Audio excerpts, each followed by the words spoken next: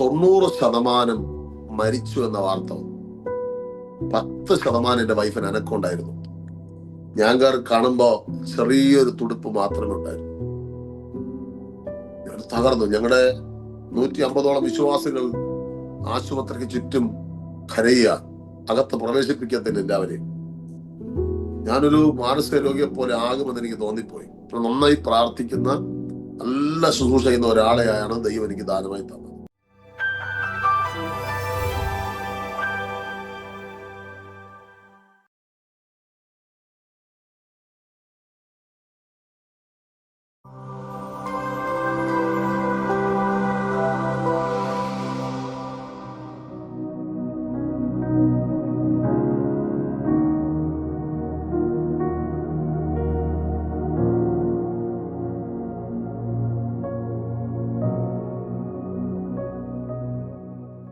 Praise the Lord.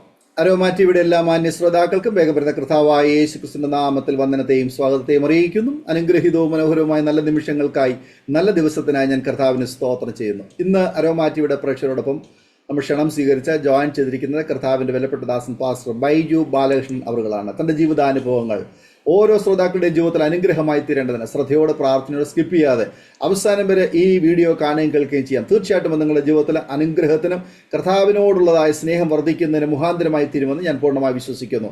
നാം എല്ലാവരും ശ്രദ്ധയോടെ പ്രാർത്ഥനയോടെ സ്കിപ്പ് ചെയ്യാതെ വീഡിയോ കണ്ടുകൊണ്ടിരിക്കുമ്പോൾ കർത്താവിന്റെ വിലപ്പെട്ട ദാസൻ പാസ്റ്റർ ബൈജു ബാലകൃഷ്ണൻ അവറുകളെ തികഞ്ഞ സ്നേഹത്തോടും ആദരവോടും കൂടി അരോമ ടിവിയുടെ പ്രേക്ഷകരോടൊപ്പം സമയം ചെലവഴിക്കുന്നതിനായിട്ട് ഞങ്ങൾ സ്വാഗതം ചെയ്തു. പ്രൈസ് ലോർഡ് ദേവാസനെ. ദാസനെ അരോമ ടിവിയുടെ പ്രേക്ഷകരോടൊപ്പം പരിചയപ്പെടുത്തുന്നതിൽ എനിക്ക് വളരെ സന്തോഷമുണ്ട്. ഒരു വാക്കിൽ പരിചയപ്പെടുത്താമോ? ദൈവദാസനെ എവിടെ നിന്നാണ് ജോയിൻ ചെയ്തിരിക്കുന്നത്? വീട്ടിൽ ആരൊക്കെയുണ്ട്?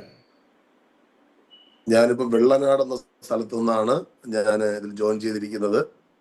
അരോമ ടിവിയിലെ എല്ലാ മാന്യ പ്രേക്ഷകർക്കും അതിലെ ഡയറക്ടർക്കും കർത്താവിന്റെ നാമത്തിലുള്ള ഹൃദയം നിറഞ്ഞ വന്ദനം അറിയിക്കുന്നു.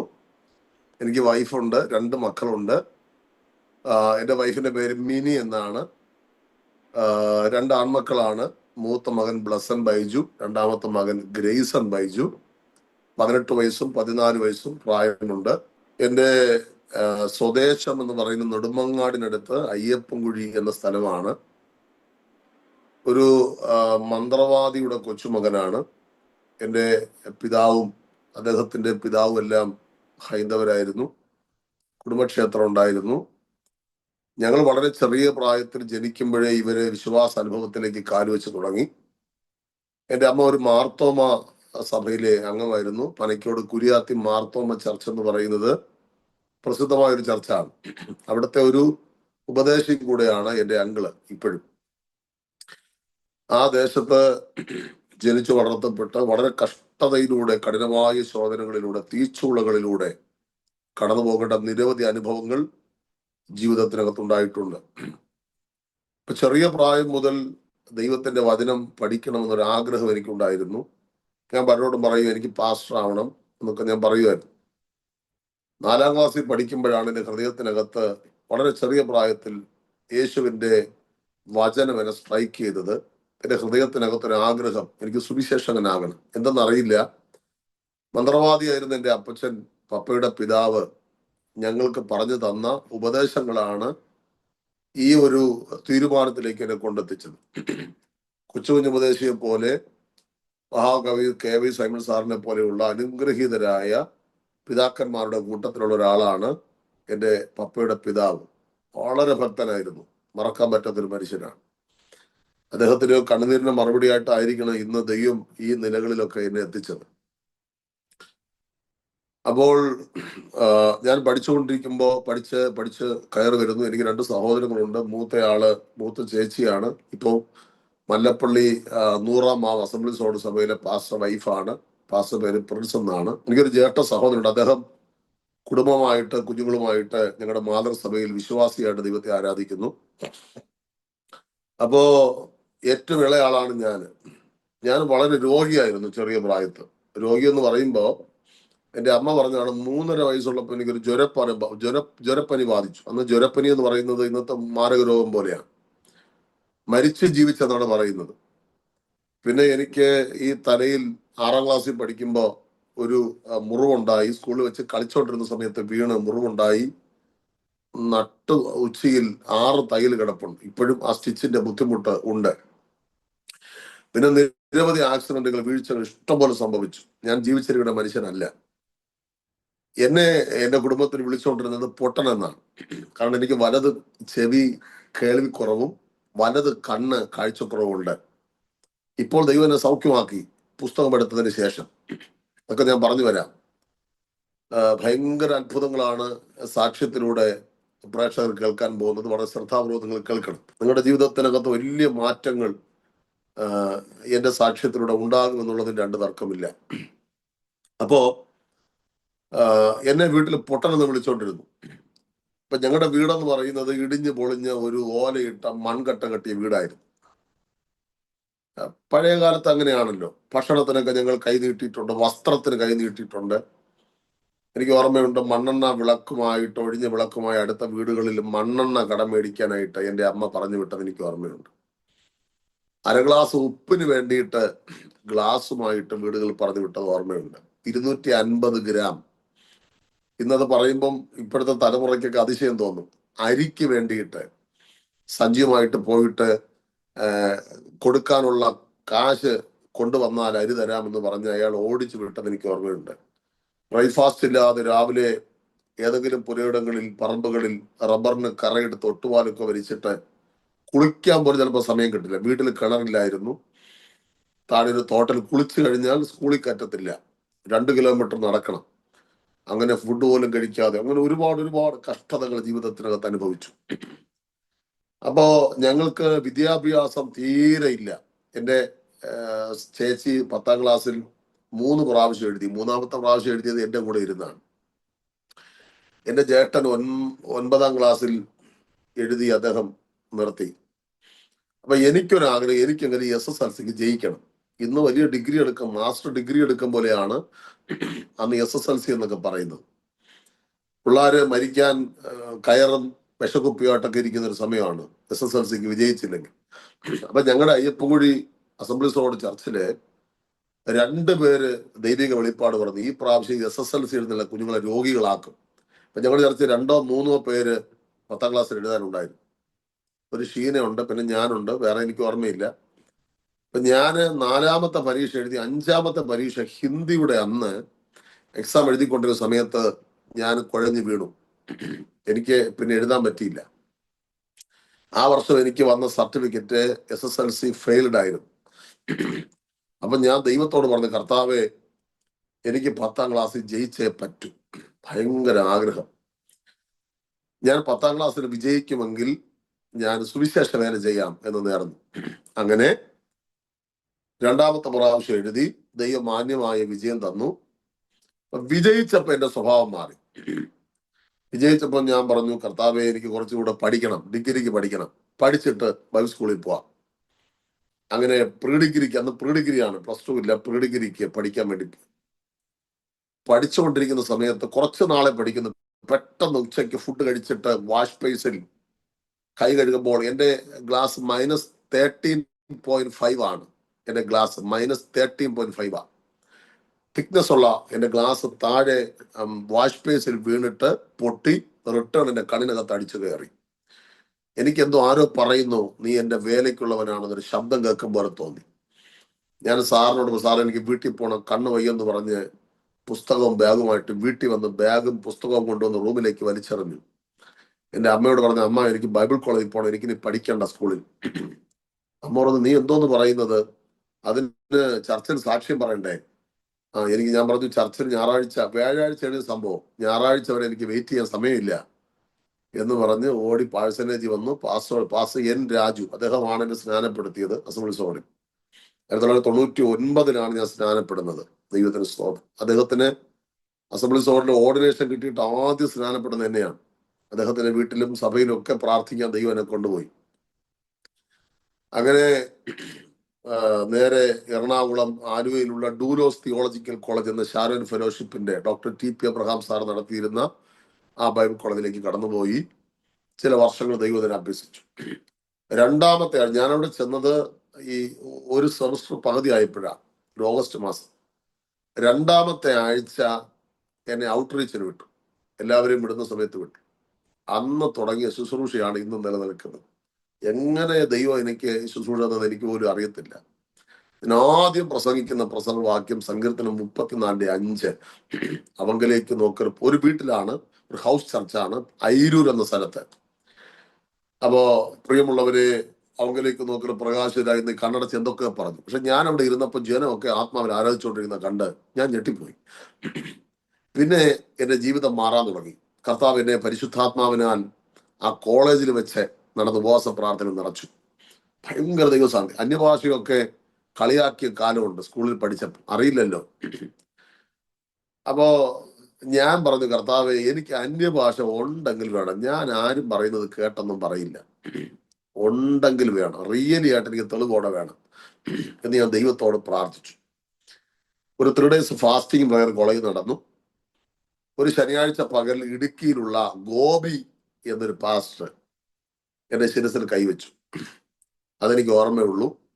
എന്റെ നാവിൽ കുറെ ഭാഷകൾ ഇങ്ങനെ വന്നു. ആദ്യം വന്നത് എന്റെ ഹൃദയത്തിനകത്ത് നിന്ന് എന്റെ ഈ ശബ്ദനാളത്തിലൂടെ ഹല്ലേലൂയയുടെ ശബ്ദം. നമ്മൾ സാധാരണ ഹല്ലേലൂയ പറയാറുണ്ട്, പക്ഷെ അന്നൊരു അസാധാരണമായ ഹല്ലേലൂയയുടെ ശബ്ദം ഇങ്ങനെ തീ പോലെ, അഗ്നി ജ്വാല പോലെ ഇങ്ങനെ കയറി വന്നുകൊണ്ടിരുന്നു. കൺട്രോൾ ചെയ്യാൻ പറ്റിയില്ല. പക്ഷെ എനിക്ക് മനസ്സിലായി ദൈവം എന്നെ അഭിഷേകം ചെയ്യുകയായിരുന്നു. അവിടെ നിന്ന് വചനം പഠിച്ചിറങ്ങി. ഞാന് ചില 1-2 മാസം വെറുതെ നിന്നു. എന്ത് ചെയ്യണമെന്ന് അറിയത്തില്ല, കൺഫ്യൂഷനായി. അപ്പോഴാണ് ബാംഗ്ലൂര് എവരി ക്രിയേച്ചർ ക്രൂസൈഡ് എന്ന് പറയുന്ന ഒരു മിനിസ്ട്രിയെ പരിചയപ്പെട്ടു. ECC പരിചയപ്പെട്ടു. അവിടെ പോയി 3 മാസത്തെ ട്രെയിനിങ്, ചർച്ച് പ്ലാന്റിങ്ങിന്റെ ട്രെയിനിങ് ആയിരുന്നു. ഞാൻ ചർച്ച ഒന്നും നോക്കിയില്ല. പഠിച്ചിറങ്ങിയാൽ മാസം ഒരു സാലറി കിട്ടും എന്ന് പറഞ്ഞു. അങ്ങനെ പോയതാ. നിവൃത്തിയില്ല, ഭക്ഷണത്തിന് നിവൃത്തിയില്ല. അപ്പോ അവിടെ നിന്ന് പഠിച്ചിറങ്ങി. ഇവിടെ ട്രിവാൻഡ്രം വിളപ്പിൽശാല എന്ന സ്ഥലത്ത് അവരൊരു വീട് എടുത്തു തന്നു. എനിക്കും എന്റെ കൂടെ 3 അനിൽകുമാറും ഒരു മനു, ഞങ്ങൾ 3 പേര് താമസിച്ചു. പക്ഷെ പിന്നീടാണ് അറിയുന്നത് ഇത് ECIയുടെ ഇവാഞ്ചലിക്കൽ ചർച്ച് ഓഫ് ഇന്ത്യ എന്ന നാമധേയ സഭയുടെ ഒരു ടീമാണെന്ന് അറിഞ്ഞു. എന്തായാലും വർക്ക് ചെയ്തു. അവർ സൈക്കിൾ മേടിച്ചു തന്നു. ടീമില് സൈക്കിൾ എവിട്ടി പോകും. അങ്ങനെ വിളപ്പിൽശാല മലപ്പനംകോട് എന്ന CSI സഭ, അന്ന് ECI ആയിരുന്നു, അന്ന് ഫണ്ടില്ലാത്തതുകൊണ്ട് CSI കൈമാറി ആ സഭ സ്ഥാപിച്ചു. ഇതിനിടയിൽ 2.5 വർഷം കൊണ്ടാണ് ഈ സംഭവം. പാപ്പനംകോട്, ട്രിവാൻഡ്രം ടൗണിൽ പാപ്പനംകോട് മേലാങ്കോട് എന്ന സ്ഥലത്ത് evangelical church of India ECI എന്ന ചർച്ചയിൽ 22 സ്ഥലം മേടിച്ചിട്ടാണ് അവിടെ നിന്ന് മാറിയത്. എന്റെ 19ാമത്തെ വയസ്സിലാണെന്ന് ഓർക്കണം. ദൈവത്തിന് സ്തോത്രം. അന്ന് എന്റെ ശരീരപ്രവൃത്തി ഇങ്ങനെയൊന്നുമല്ല, ഉണങ്ങി മെലിഞ്ഞ് വല്ലാത്തൊരു പ്രാകൃതമായിരുന്നു. അപ്പൊ ഈ 2 ചർച്ചുകളും സ്ഥാപിച്ചു.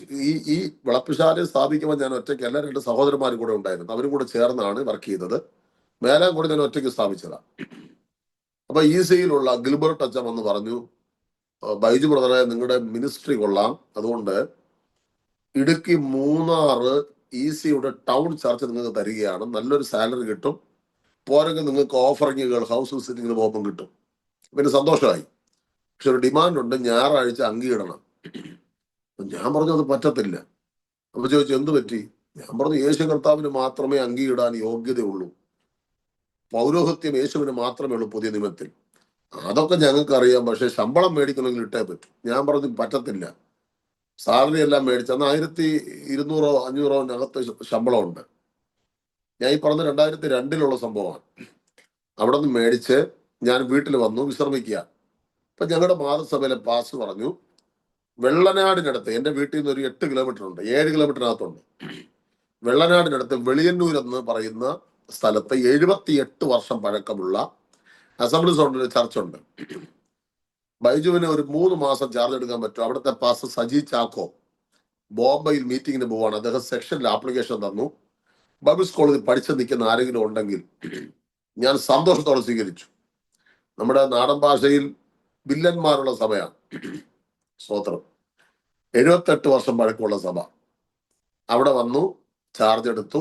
3 മാസം കഴിഞ്ഞ് അവിടെ നിന്ന് ഇറങ്ങുമ്പോൾ അവിടുത്തെ ജനം കരഞ്ഞു. അവര് പറഞ്ഞു പ്രസംഗം കേട്ട് കൊതി തീർന്നില്ല. അപ്പൊ അങ്ങനെ ഇരിക്കുമ്പോ അവിടുത്തെ സഭയിലെ ഒരു മേരിക്കുട്ടി എന്നൊരു ആന്റി ഉണ്ട്. അവര് പറഞ്ഞു എന്റെ ജ്യേഷ്ഠ സഹോദരനാണ് പാസ്റ്റർ DC സാമുവേൽ. ട്രിവാൻഡ്രം പട്ടത്ത് ഇന്ത്യ പെന്തക്കോസ്റ്റൽ അസംബ്ലി IPAയുടെ സ്ഥാപനമെന്ന പാസ്റ്റർ DC സാമുവേൽ. അദ്ദേഹത്തിന് ആഗ്രഹമായിരുന്നു ഞങ്ങളുടെ ഏരിയയിൽ ഒരു സഭ തുടങ്ങണം, എന്തെങ്കിലുമൊക്കെ ചെയ്യാൻ പറ്റുമോ എന്ന് ചോദിച്ചു. ഞാൻ പറഞ്ഞു നോ പ്രോബ്ലം. ഇപ്പൊ വെള്ളനാട് കമ്പനിമുക്ക് എന്നൊരു സ്ഥലമുണ്ട്. കമ്പനിമുക്ക് നല്ല സ്ഥലമാണ്.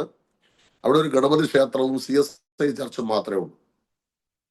നല്ല വളർച്ചയ്ക്ക് സാധ്യതയുള്ള ഒരു സ്ഥലം. പക്ഷേ ഇവിടെ വന്ന് പ്രവർത്തനം ആരംഭിക്കാൻ ആഗ്രഹിച്ചപ്പോൾ അറിയുന്നു 3 പാസ്റ്റർമാരെ അടി കൊണ്ടുപോയ സ്ഥലം.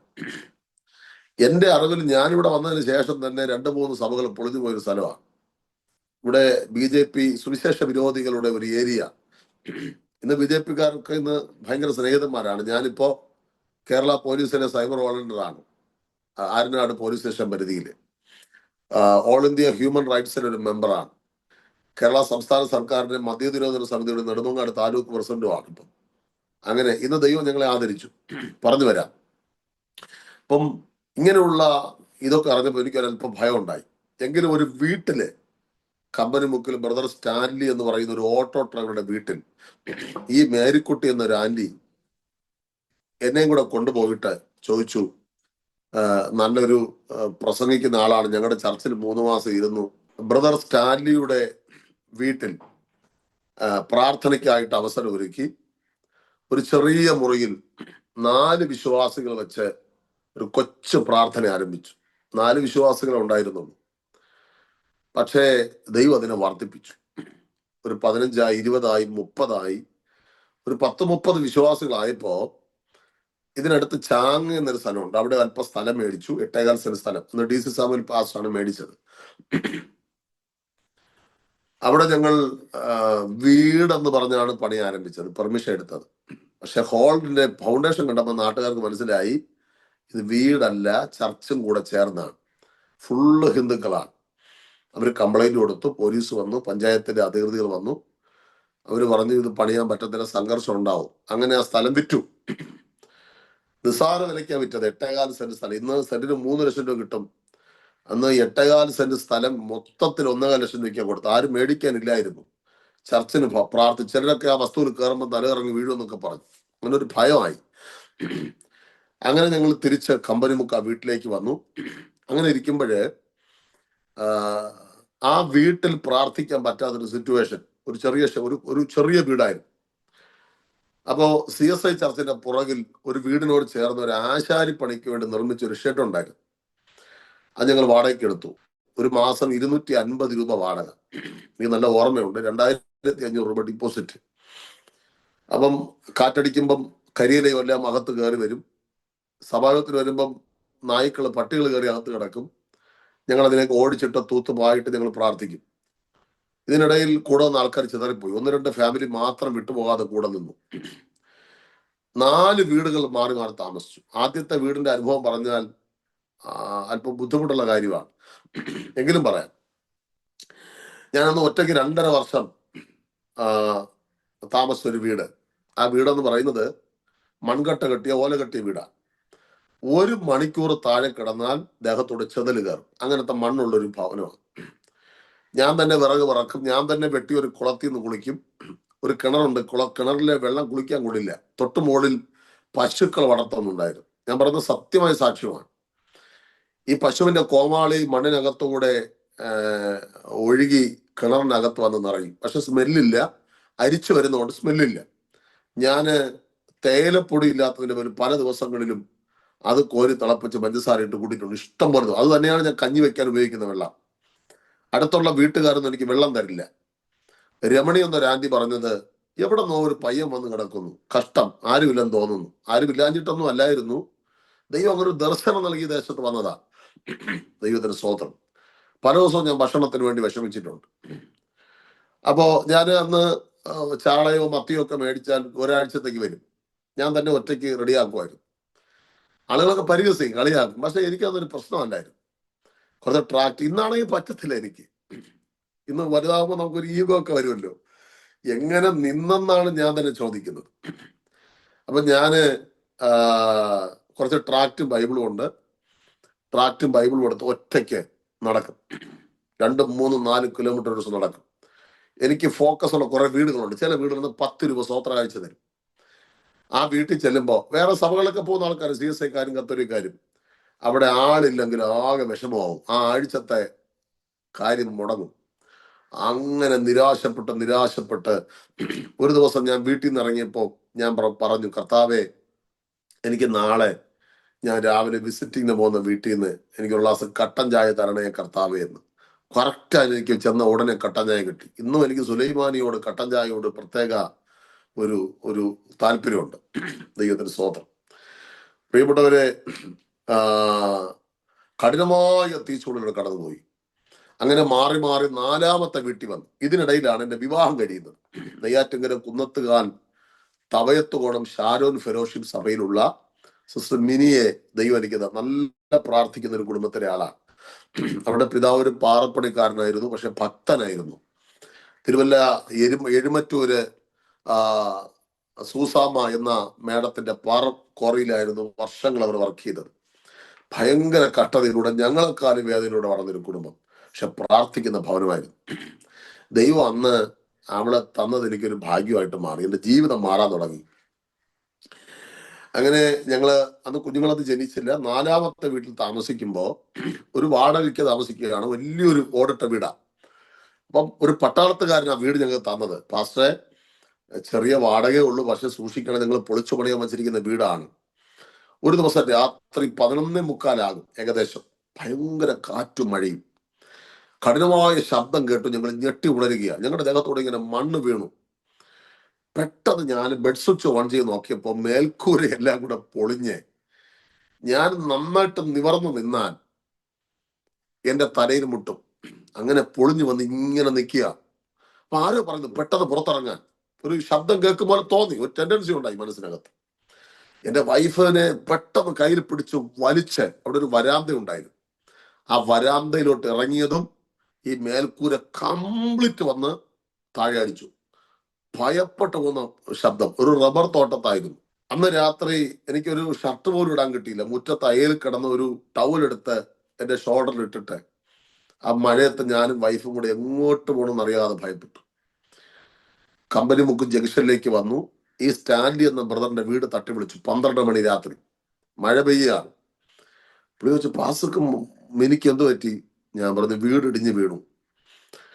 അന്ന് രാത്രി അവിടെ വിശ്രമിച്ചു. പിറ്റേന്ന് രാവിലെ എന്നെ വീട്ടിൽ കൊണ്ടാക്കി. ഞങ്ങളുടെ സെൻട്രൽ പാസ്റ്റർ DC സാമുവൽ പാസ്റ്ററുടെ വൈഫ് മേരിക്കുട്ടി ആന്റി എന്നോട് പറഞ്ഞു, ബൈജു ദൈവം നിന്നെ അവിടെ അയച്ചിട്ടില്ല, എന്തെല്ലാം പ്രശ്നങ്ങൾ ഉണ്ടായി. ഇപ്പോ നാട്ടുകാരുടെ മുമ്പിൽ നീ നാണം കെട്ടില്ലേ, വീട് പിടിഞ്ഞു വീണു, നീ വേറെ എവിടെയെങ്കിലും ചെന്ന് കർത്താവിന് വേല ചെയ്തു, ദൈവം വെള്ളനാട് നിന്നെ അയച്ചു കാണത്തില്ല എന്നോട് പറഞ്ഞു. വളരെയധികം പ്രയാസം മാനസികമായിട്ട് എനിക്കുണ്ടായി.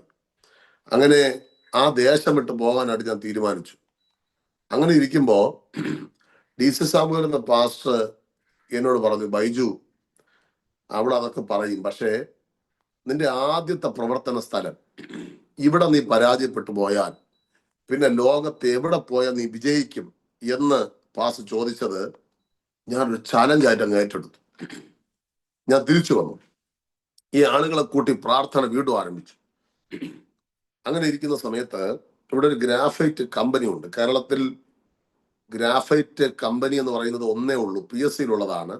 അതാണ് ഈ കമ്പനി മുക്ക് എന്ന പേര് വന്നത്. ബ്രിട്ടീഷുകാർ നടത്തിയിരുന്ന തോംസൺ എന്നൊരു പിതാവും അദ്ദേഹത്തിന്റെ 2 മക്കൾ വിജയകുമാർ, സുരേഷ് കുമാർ, ഇവർ ചേർന്ന് നടത്തിയിരുന്ന ഒരു സ്ഥാപനം. അപ്പൊ ഇവിടെ ചില കടഭാരങ്ങളും പ്രശ്നങ്ങളും ഒക്കെ ആയി മാനസികമായിട്ട് അവർ പ്രയാസപ്പെട്ടിരിക്കുമ്പോൾ അവിടെ പ്രാർത്ഥിക്കാൻ ഒരു ചെറിയ അവസരം ദൈവം എനിക്ക് തന്നു. അവര് പറഞ്ഞു, പാസ്റ്റർ, ഞങ്ങളുടെ ബിൽഡിങ് ഒഴിഞ്ഞു കിടക്കുകയാണല്ലോ, അവരുടെ കമ്പനിയുടെ മുകളിൽ ഞങ്ങൾക്ക് സ്ഥലം തന്നു. ഞങ്ങളൊരു ടെമ്പററി ഷെഡ് 40 അടി നീളം 25 അടി വീതിക്കുന്ന ഒരു ടെമ്പററി ഷെഡ് ഇട്ട്, വെള്ളനാടിന്റെ ഏറ്റവും ടോപ്പ് ബിൽഡിംഗ് ആണ്, ഏറ്റവും 6000 സ്ക്വയർ ഫീറ്റ് കെട്ടിടമാണ്. അതിന്റെ ഒരു ചെറിയ ഭാഗം എടുത്ത് ഞങ്ങൾ 52 സ്റ്റെപ്പ് ഉണ്ട് മുകളിൽ പോകാൻ, നല്ല ഹൈറ്റാ. ഞങ്ങള് അവിടെ പ്രാർത്ഥന തുടങ്ങി. അവിടെ 30 വിശ്വാസികളായപ്പം പഞ്ചായത്തിൽ നിന്ന് പേപ്പർ വന്നു, ഇതൊരു വ്യവസായ സ്ഥാപനമായതുകൊണ്ട് ആരാധനാലയം പാടില്ല, അവിടെ നിന്ന് പൊളിച്ചു മാറ്റി. അവരുടെ വീട്ടിലേക്ക് താഴെ വന്നു. അപ്പോഴും കൂടെ നിന്ന കുറച്ചു പേര്, അതിൽ ഒരാൾ പറഞ്ഞു, എനിക്ക് ഓർമ്മയുണ്ട്, സാക്ഷ്യം ഞായറാഴ്ച, ഉണ്ണി എന്നൊരു പിതാവ്, അദ്ദേഹം പറഞ്ഞു, ദൈവമക്കളെ, പൊളിച്ചു കെട്ടി നമ്മൾ ഇവിടെ എത്തി. അതുകൊണ്ട് ഇവിടെ നിന്ന് എങ്ങോട്ട് പൊളിച്ചു കെട്ടോ നമുക്കറിയില്ല. ഇത് കേട്ടപ്പോ എന്റെ ചില സാക്ഷ്യങ്ങൾ മറ്റൊരു സാക്ഷ്യത്തെ ഉളവാക്കും. ഞാൻ പറയും, ചില സാക്ഷ്യങ്ങൾ മറ്റൊരു സാക്ഷ്യങ്ങളെ കുളവാക്കും. അപ്പോ മറ്റുള്ളവരുടെ വിശ്വാസം കൂടെ നഷ്ടപ്പെടുന്ന വാക്കുകൾ അദ്ദേഹം പറഞ്ഞു. അദ്ദേഹം സഭ വിട്ട് പോവുകയും ചെയ്യും. ഞാൻ വാഗ തകർന്നു. അങ്ങനെ ഇരിക്കും അവര് പറഞ്ഞു, പാസ്റ്റർ ഞങ്ങളുടെ വീട്ടിന്റെ മുകളില് പുറത്തുകൂടെ സ്റ്റെയർ അടിച്ചു തരാം, പാസ്റ്റർക്ക് പ്രാർത്ഥന നടത്താൻ. അപ്പം എന്റെ രീതിയും ശുശ്രൂഷയൊക്കെ അവർക്ക് ഇഷ്ടപ്പെട്ട് കാണണം. എന്റെ ദൈവത്തിന്റെ നിയോഗമായിരുന്നു. ഇവിടെ പേര് കേട്ട ഒരു ഫാമിലിയാണ് അവര്. അങ്ങനെ അവരുടെ വീട്ടിന്റെ മുകളില് ഷെഡ് വെച്ച്, ഷെഡാണ് ശരിക്കും, 4 സൈഡും സൺബ്ലാക്ക് ഷീറ്റ് വെച്ച് മറച്ച് പ്രാർത്ഥന തുടങ്ങി. ആത്മാക്കൾ വരാൻ തുടങ്ങി. വന്ന് 100-150 വിശ്വാസികളെ ദൈവം തന്നു. അങ്ങനെ ആ ഹോള് നിറഞ്ഞപ്പോ കോവിഡ് സമയം, ഞങ്ങൾക്ക് പിന്നെ ഇരിക്കാൻ സ്ഥലമില്ല. എല്ലാ ഞായറാഴ്ചയും ഫുഡും, ഇതിനിടയിൽ കർത്താവ് ഞങ്ങൾക്ക് 2 മക്കളെയൊക്കെ തരുന്നുണ്ട്. ആ സംഭവം കൂടെ പറയും. അപ്പം ഇരിക്കാൻ സ്ഥലമില്ലാതെ ദൈവം ആത്മാക്കളെ ധാരാളം തന്നു. എല്ലാ ഞായറാഴ്ചയും പുതിയ ആത്മാക്കൾ. എല്ലാ ഞായറാഴ്ചയും പോലീസും വരും സൗണ്ട് നിർത്തി വയ്ക്കാൻ വേണ്ടി. ഇതിനിടെ ഞാൻ മൈക്ക് സെറ്റൊക്കെ റെസിപ്റ്റ് ഒക്കെ അടിച്ച് ട്രിവാൻഡ്രം സിറ്റിയിൽ എനിക്ക് അറിയാവുന്ന ആളുകളുടെ അടുത്ത് പോയി പിരിച്ച് മൈക്ക് വാങ്ങിക്കാൻ വേണ്ടി പോയി. പേയാട് എന്നപ്പോൾ ടേബർനേക്കിൾ എന്നൊരു സ്ഥാപനത്തിലെ ജേക്കബ് സാർ, അദ്ദേഹം നമ്മുടെ KC തോമസ് പാസ്റ്ററുടെ പേരൂർക്കട IPCയിലെ വിശ്വാസിയാണ്. അദ്ദേഹത്തെ കണ്ടപ്പോൾ അദ്ദേഹത്തിന് എന്തോ മനസ്സിലായത്. പുള്ളി പറഞ്ഞു, ആ റെസിപ്റ്റ് കുറ്റിങ് തരാൻ പറഞ്ഞു. മേടിച്ചിട്ട് പറഞ്ഞു, സെക്കൻഡ് ഹാൻഡ് ബോക്സും ആംപ്ലിഫയറും അന്വേഷിക്ക്, ഞാൻ അതിന്റെ കാശ് തരാം. അങ്ങനെ 3500 രൂപയ്ക്ക് ബോക്സും ആംപ്ലിഫയറും മേടിച്ചു. അങ്ങനെ അത് വെച്ചങ്ങ് പ്രാർത്ഥന തുടങ്ങി. എല്ലാ രാവിലെ 4:30-5 മണിക്ക് ഞാൻ റെക്കോർഡ് എടുക്കും. ആദ്യമൊക്കെ ഇന്ന് രാവിലെ ഉണ്ടായിരുന്നു. തുടങ്ങിയിട്ട് 10-20 വർഷമാകാൻ പോവാം. ഞങ്ങൾ ഉണർന്നിട്ട് നാട്ടുകാർ ഉണരാവൂ, ക്ഷേത്രങ്ങളിൽ ആളുകൾ ഉണരാവൂ, ഒരു നിർബന്ധം എനിക്കുണ്ടായിരുന്നു. ഭയങ്കര പ്രശ്നം. കല്ലെറിയാൻ തുടങ്ങി. വഴിയെ പോകുന്ന ഒരു കല്ലെറിയും ഷെഡില് എന്നെ അടിക്കാൻ വേണ്ടി വളഞ്ഞു, കൊല്ലുമെന്ന് ഭീഷണിപ്പെടുത്തി. ഭയങ്കര പ്രശ്നം. പോലീസുകാരോട് ഞാൻ പറഞ്ഞു, സാറേ ഇവിടുത്തെ ഗണപതി ക്ഷേത്രത്തിലെ ഹോൺ അഴിച്ചു മാറ്റിയാൽ ഞാനും സൗണ്ട് ഓഫ് ചെയ്യാം. അത് അഴിച്ചു മാറ്റാൻ പറ്റത്തില്ല. അങ്ങനെ ആരനാട് പോലീസ് സ്റ്റേഷനകത്ത് വഴക്കുണ്ടാക്കിയിട്ടുണ്ട്. നീതി എല്ലാവർക്കും ഒരുപോലെയല്ലേ സാറേ, ന്യൂനപക്ഷക്കാർക്ക് നേരെ സാറെന്തിനെ ഇത്രയും പ്രശ്നം ഉണ്ടാക്കുന്നു എന്നൊക്കെ പറഞ്ഞ് ഞാനിങ്ങനെ ഷൗട്ട് ചെയ്തിട്ടുണ്ട്. നിങ്ങൾ ആരോട് സംസാരിക്കും? ഞാൻ പറഞ്ഞു, അറിയാം, എല്ലാവർക്കും തുല്യ നീതിയാണ്. ന്യൂനപക്ഷം എന്ന വാക്ക് കേൾക്കുമ്പോൾ അവര് പറയും, നിങ്ങൾ പൊയ്ക്കോ, സൗണ്ട് കുറച്ച് വയ്ക്കാൻ പറയും. അങ്ങനെ ഫൈറ്റ് ചെയ്ത് എല്ലാവരും പരാജയപ്പെട്ട സ്ഥാനത്ത് ഫൈറ്റ് ചെയ്ത് നിൽക്കാൻ കർത്താവ് മഹാകൃപ ദൈവം നൽകി. അത്രേ പറയാനുള്ളൂ. നമ്മുടെ കഴിവൊന്നുമല്ല, ദൈവത്തിന് സ്തോത്രം. അങ്ങനെ ഇരുന്ന സമയത്ത് മൂത്ത മകൻ ജനിക്കുന്നു. അവൻ ജനിക്കുന്ന സമയത്തും കഠിനമായ പ്രയാസന്റെ വൈഫിന് വയറിനകത്ത് നീറ്റിലൊക്കെ ഉണ്ടായി. രണ്ടാമത്തെ മോനെ പ്രസവിക്കുന്ന സമയത്ത് 1-ാമത്തെ മാസം മുതൽ അവൾക്ക് ബെഡ് റെസ്റ്റ് വേണമെന്ന് ഡോക്ടർമാർ പറഞ്ഞു. ബെഡ് റെസ്റ്റ് ആയിരുന്നു. 8-ാമത്തെ മാസം സ്കാൻ ചെയ്തപ്പോ ഡോക്ടർമാർ കണ്ടുപിടിച്ചു, ഒരു സ്മോൾ ഫൈബ്രോഡ് ഉണ്ട് വയറിന്റെ റൈറ്റ് സൈഡ്, വലത് ഭാഗത്ത്. അത് സിസേറിയൻ ആണെങ്കിൽ അത് സർജറി ചെയ്ത് കളയാൻ ഭയപ്പെടാനൊന്നുമില്ലെന്ന് പറഞ്ഞു. സിസേറിയൻ ആയിരുന്നു. രാത്രി 10:45 മണിക്ക് ട്രിവാൻഡ്രം SIT ഹോസ്പിറ്റൽ 2011 ജൂലൈ മാസം 4-ാം തീയതി രാത്രി 10:45 സിസേറിയൻ നടന്നു. സിസേറിയൻ നടക്കാൻ കാരണം ഇവര് നോർമൽ ഡെലിവറിക്ക് വേണ്ടിയിട്ട് മെഡിസിൻ ഒക്കെ വെച്ചാൽ പെയിൻ ഇല്ലാത്തത് കൊണ്ട് ഇവർ വെയിറ്റ് ചെയ്യായിരുന്നു നോർമൽ ഡെലിവറിക്ക് വേണ്ടിയിട്ട്. ഇപ്പൊ നോർമലായിട്ട് ഡെലിവറി നടക്കാത്തത് കൊണ്ട് ഇവർ വെയിറ്റ് ചെയ്യുന്ന സമയത്ത് പെട്ടെന്ന് എൻ്റെ ഇളയ കുഞ്ഞ് വയറിനകത്ത് വെച്ച് ഡെത്തായി. പൂർണ്ണ ഗർഭിണിയാണെന്ന് ഓർക്കണം. അപ്പോൾ ഡോക്ടേഴ്സ് നമ്മൾ സംസാരിക്കുന്നു, കുഞ്ഞ് ഡെത്തായി പോയി, കുഞ്ഞിന്റെ ബോഡി പുറത്തെടുത്തില്ലെങ്കിൽ അമ്മയും പോവും.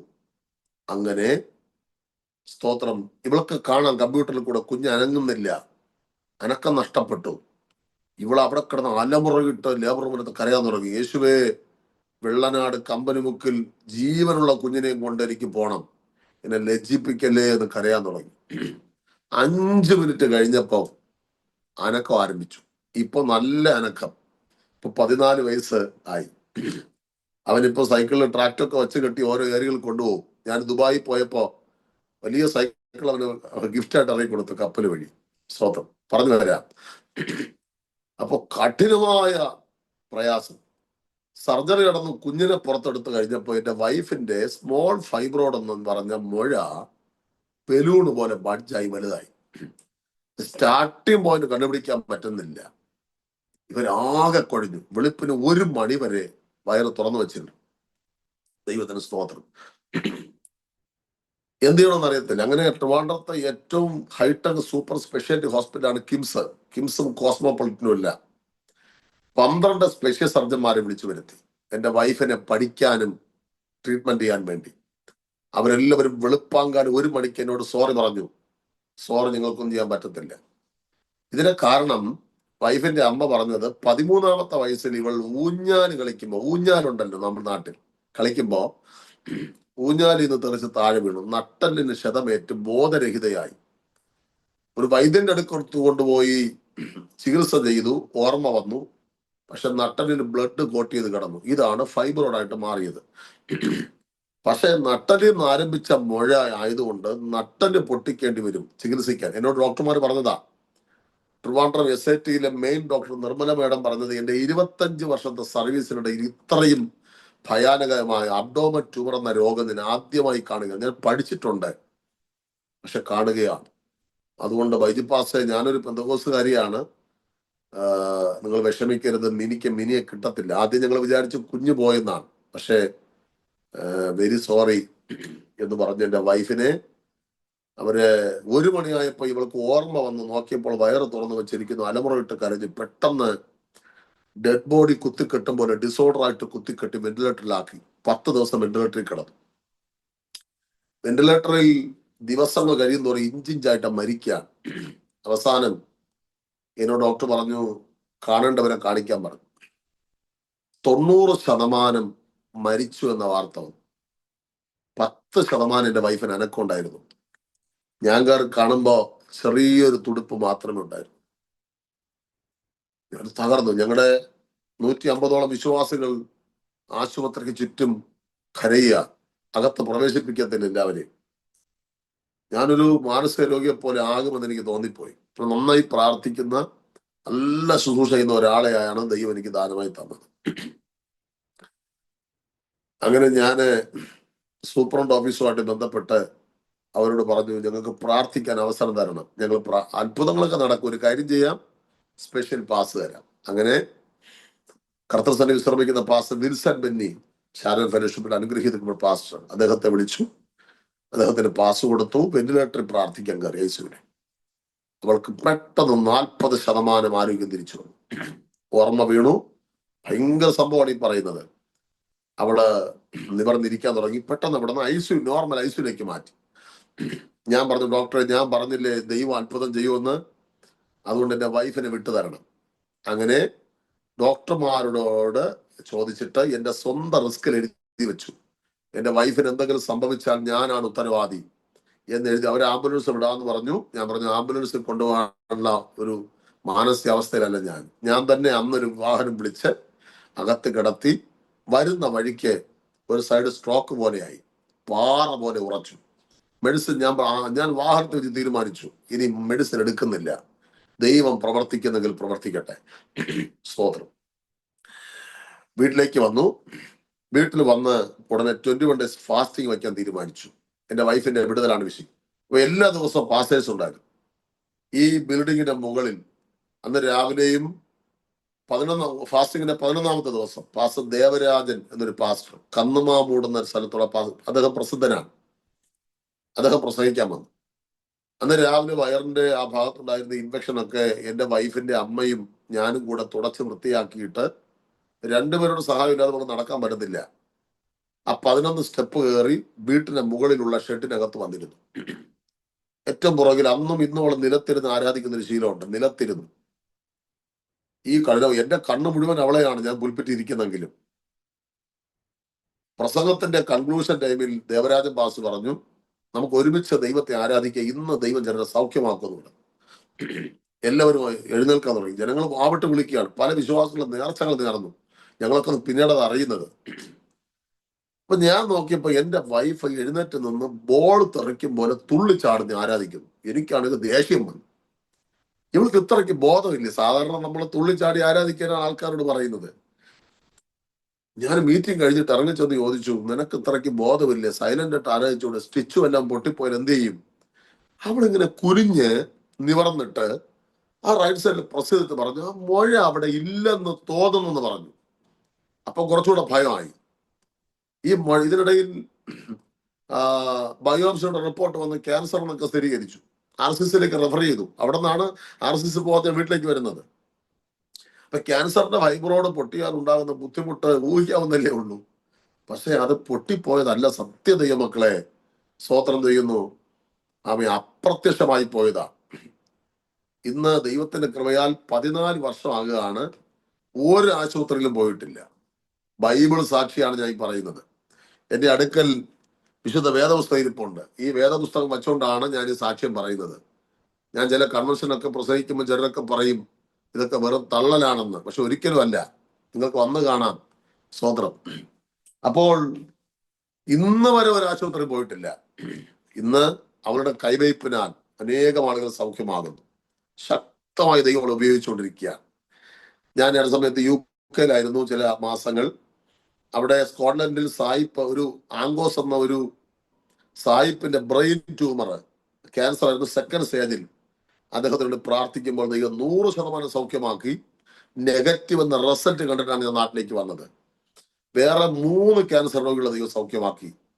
ഒന്ന് ബ്രിസ്റ്റോള്, വെസ്റ്റേൺ സൂപ്പർമെയർ, പിന്നെ മാഞ്ചസ്റ്റർ യുണൈറ്റഡ് ചർച്ചിലെ മൊത്തം 5 ക്യാൻസർ പേഷ്യൻസിനെ ദൈവം സൗഖ്യമാക്കി. പറയാം. ഇതിനിടെ 2011 ആദ്യമായിട്ട് UAE-യിലേക്ക് പോകാൻ ദൈവാവസരം ഒരുക്കി. ദൈവം ശക്തമായിട്ട് മാനിച്ചു, ഭയങ്കര അത്ഭുതം ചെയ്തു. ഈ അടുത്ത സമയത്ത് പിന്നെ അവർ വിളിച്ച് രണ്ടാമതും ഒരു മീറ്റിങ്ങിന് വേണ്ടി ദുബായിൽ എയർപോർട്ടിന് അടുത്തുള്ള ഒരു ചർച്ചിലെ 3 days ഫാസ്റ്റിങ്ങിന് വേണ്ടി അവർ വിളിച്ചിറക്കി പോയി. അവിടെ നിന്ന് വന്നു. 2 വർഷം കഴിഞ്ഞ് ഒമാനിലേക്ക് ഒരു ഫാമിലി എന്നെ വിളിച്ചു. അവിടെ പോയി അനേകം ആളുകളുടെ പൈശാചിക ബന്ധനങ്ങൾ ഒഴിയുന്നത് കാണാൻ ദൈവമുടെയാണ്. പിന്നെ തമിഴ്നാട്ടിലൊക്കെ വിളിക്കുന്നത് ഭൂതം വരട്ടി പാസ്റ്റർ എന്നാണ്. ഇന്നലെയും മെനിഞ്ഞൊക്കെ പലയിടത്തും പിശാചികൾ വെളിപ്പെട്ടു. ഇന്നും രാവിലെ മീറ്റിംഗ് ഉണ്ടായിരുന്ന ഞാൻ നാളേക്ക് മാറ്റി വെച്ചു. ഞാൻ പറഞ്ഞു ഞാൻ ഈ മീറ്റിംഗ് കഴിഞ്ഞ് എത്തില്ല, ഞങ്ങൾക്ക് ഉച്ചയ്ക്ക് VBS ഒക്കെ ഉണ്ട്. അപ്പം എന്റെ വൈഫിന്റെ വിടുതലോടുകൂടെ ശുശ്രൂഷയുടെ ലെവല് ദൈവം അങ്ങ് മാറ്റി. Praise the Lord.